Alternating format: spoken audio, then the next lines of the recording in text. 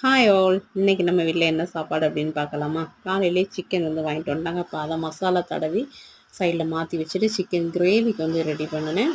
தம்பிக்கு வந்து இன்னைக்கு கிளாஸ் இருந்துச்சு. இப்போ மத்தியானம் வந்து லஞ்சு கொடுத்து விடணுமா இருந்துச்சு.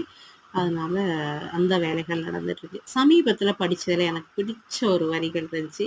இன்னைக்கு சண்டே அப்படிங்கிறனால அதையும் சொல்ல வேண்டி வருது. 1000 விடுமுறைகள் வந்தாலும் அவளுக்கு மாத்திரம் விடுமுறை இல்லை, அம்மாவின் சமையலறை. உண்மைக்கு அது போலதாங்க. என்னைக்கும் ரெஸ்ட் இல்லாத ஒரு வேலை அப்படிங்கிறது இந்த சமையலறை வேலை மட்டும்தான். எனக்கு மட்டும் இல்ல, எல்லா அம்மாவுக்கும் அப்படிதான். அன்னைக்கு எந்திரிக்கும் போதே என்ன டிஃபன் பண்ணணும், என்ன மதிய சாப்பாடு அப்படிங்கிறத யோசிப்போம். அது அதுக்கு வந்து நமக்கு ஒரு விடுமுறையே இல்லை, அப்படிதான் போகுது.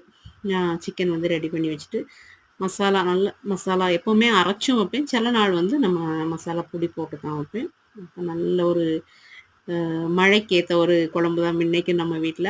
அதை ரெடி பண்ணி வச்சுட்டு சைடில் வந்து பிரியாணிக்கு வந்து ரெடி பண்ணேன். கொஞ்சம் சரி தம்பிக்கு வந்து வீட்டில் இருக்க அனைத்து ஏதாவது செஞ்சு கொடுக்க முடியும் அப்படின்ட்டு சைட் பை சைடு அந்த வேலையுமே நடந்துட்டு இருந்துச்சு.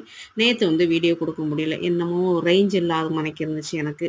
அதனால தான் நேற்று வீடியோ போட முடியல.